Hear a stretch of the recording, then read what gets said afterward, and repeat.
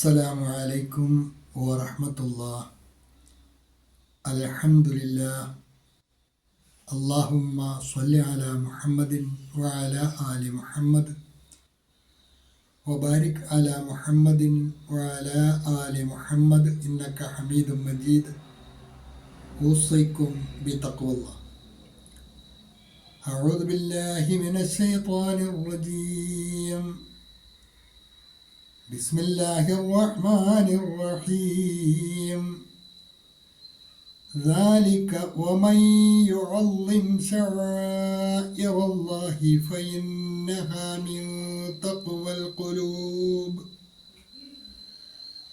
ذلك ومن يعظم شعائر الله فإنها من تقوى القلوب. البصيرة ഖുർആൻ പഠന വേദിയിലേക്ക് ഹൃദ്യമായ സ്വാഗതം.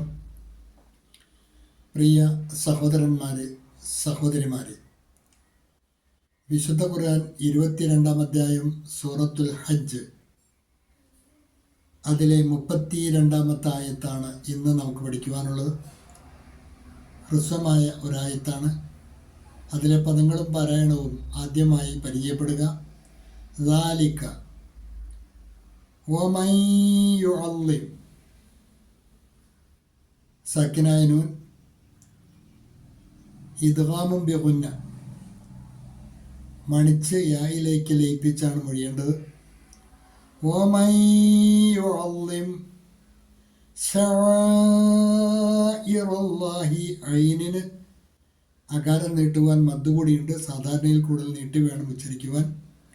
ശആഇറല്ലാഹി ഫഇന്നഹ, ശദ്ദുള്ള നൂന് നന്നായിട്ട് മണിച്ചാണ് മൊഴിയേണ്ടത്. മിൻ തഖ്വൽ ഖുലൂബ്, മിൻ തഖ്വ, സാക്കിനായ നൂൻ ഇഖ്ഫായിൻ്റെ സ്ഥാനത്താണ്, മറിച്ച് മണിച്ചാണ് മൊഴിയേണ്ടത്.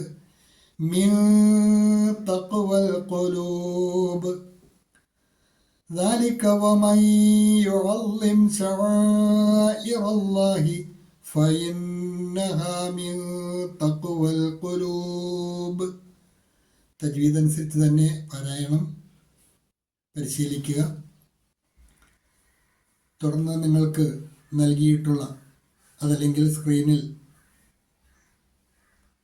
കാണിക്കുന്ന ഈ പാഠഭാഗവുമായി ബന്ധപ്പെട്ട നോട്ട് ശ്രദ്ധിക്കുക.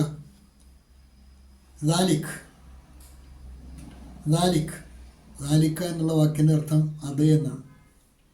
ഇവിടെ ദാലിക്, അതാണ് കാര്യം, അതാണ് നിങ്ങൾ അറിയേണ്ടത്. അതായത് തൊട്ടു മുന്നിൽ പറഞ്ഞ അള്ളാഹുവുമായി ബന്ധപ്പെട്ട വിശ്വാസകാര്യങ്ങളിൽ പരമപ്രധാനമായി സൂക്ഷിക്കേണ്ട അള്ളാഹുവിൻ്റെ വഹദാനിയത്ത്, ഉലൂഹിയ്യത്തിലുള്ള തൗഹീദ്, അതിൽ വരുന്ന അപജയം, അതുമൂലം സംഭവിക്കാവുന്ന ദുര്യോഗം, ഈ കാര്യങ്ങളൊക്കെയാണ് കഴിഞ്ഞ ആയത്തിൽ നമ്മൾ പഠിച്ചത്. തുടർന്ന് അള്ളാഹു പറയുകയാണ്, അതാണ് നിങ്ങൾ അറിയേണ്ടത്. നിങ്ങൾ മുഖ്യമായും അറിയേണ്ട വിഷയം അതാണ്. ദാലിക്, അതാണ് നിങ്ങൾ അറിയേണ്ടത്. കാരണം അത് അങ്ങനെ തന്നെയാണ്. That is so. വഹി ഹെ ബാത്ത്, അതാണ് കാര്യം, അതാണ് നിങ്ങൾ അറിയേണ്ടത്. വഹി ഹെ ബാത്ത്. അവിടെ ചില മുസാഹിഫിൽ വഖഫിൻ്റെ അടയാളമുണ്ട്. അതുകൂടി പരിഗണിച്ച് അവിടെ വേണമെങ്കിൽ വഖഫ് ചെയ്യാവുന്നതാണ്. ദാലിക് എന്ന് വഖഫ് ചെയ്ത് ഓതാവുന്നതാണ്, ഇല്ലെങ്കിൽ ചേർത്തും ഓതാം.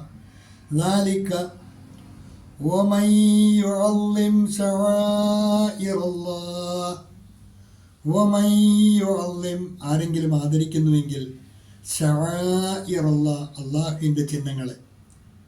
അള്ളാഹുവിൻ്റെ ചിഹ്നങ്ങളിൽ ഏറ്റവും പരമപ്രധാനമായത് അള്ളാഹുവിൻ്റെ വഹദാനിയത്ത് തന്നെയാണ്, അള്ളാഹുവിൻ്റെ ഏകത്വം തന്നെയാണ്. അള്ളാഹുവിൻ്റെ ചിഹ്നങ്ങളെ ആരെങ്കിലും ആദരിക്കുന്നുവെങ്കിൽ, വമൻ യുഅള്ളിം ശആഇറല്ലാഹ്, ഹജ്ജിൽ പങ്കെടുക്കുന്ന ഹാജി, അവൻ പിന്നിടുന്ന ഓരോ രംഗങ്ങളും അള്ളാഹുവിൻ്റെ ഷായറുമായി ബന്ധപ്പെട്ടതാണ്, അള്ളാഹുവിൻ്റെ അടയാളങ്ങളുമായി ബന്ധപ്പെട്ടതാണ്.